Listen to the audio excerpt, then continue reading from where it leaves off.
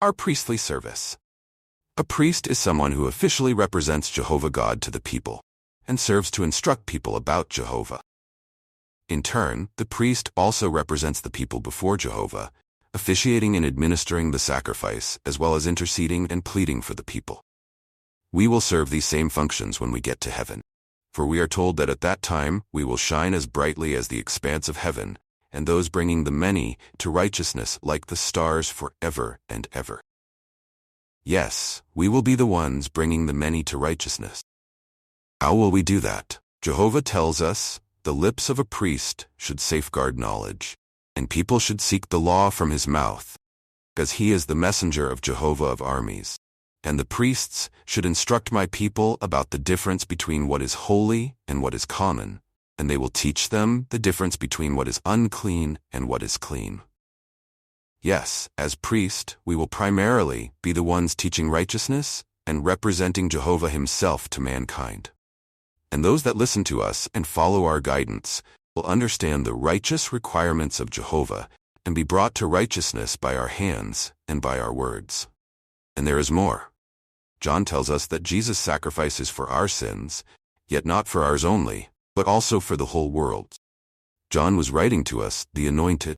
So when he says that Jesus' sacrifice is for our sins, he is saying that Jesus' sacrifice is for the anointed. But Jesus' sacrifice is not only for us anointed and our sins, but also for the whole world's sins.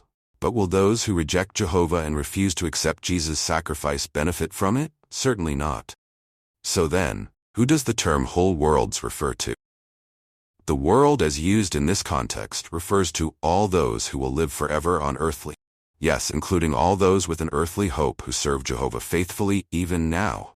Indeed, they are the world that benefits from Jesus' sacrifice. But how will the benefits of the ransom come upon them? They receive forgiveness for their sins now and a friendly relationship with Jehovah.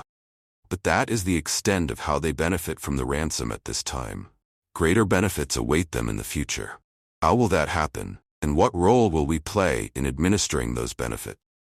Paul says, "For I consider that the sufferings of the present time do not amount to anything in comparison with the glory that is going to be revealed in us. For the creation is waiting with eager expectation for the revealing of the sons of God.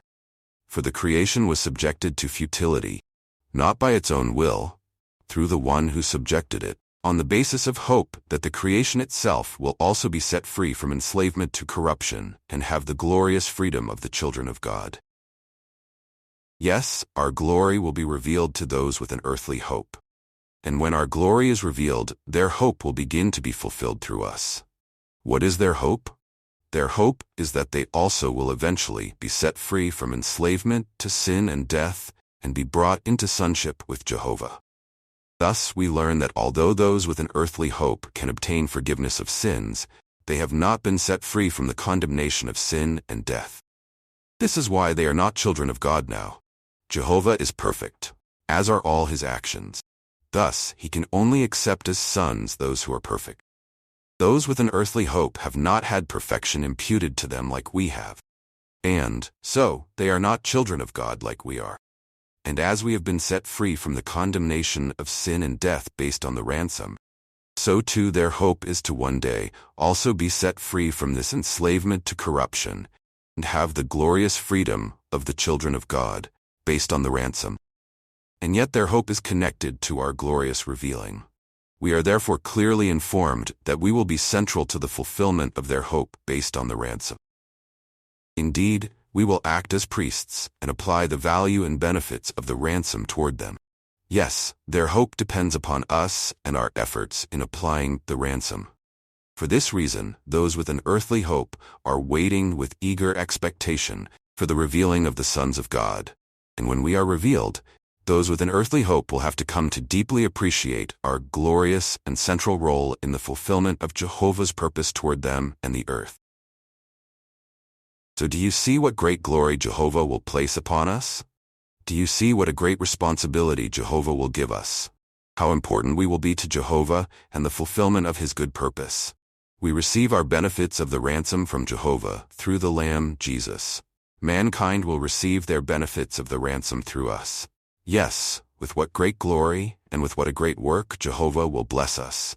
Yes, as priests we will teach mankind about Jehovah and guide mankind toward perfect righteousness.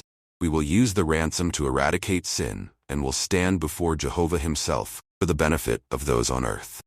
And in order for those with an earthly hope to realize the fulfillment of their hope, they will need to respect and appreciate our glory and respond to our efforts in their behalf. So brothers and sisters, appreciate what the ransom has done for you now. For because of the ransom, you are now children of God. Yes, see what sort of love the Father has given us, that we should be called children of God. And that is what we are. That is why the world does not know us, because it has not come to know him. And yet, do not stop there. Appreciate the hope Jehovah has given you in connection with the ransom.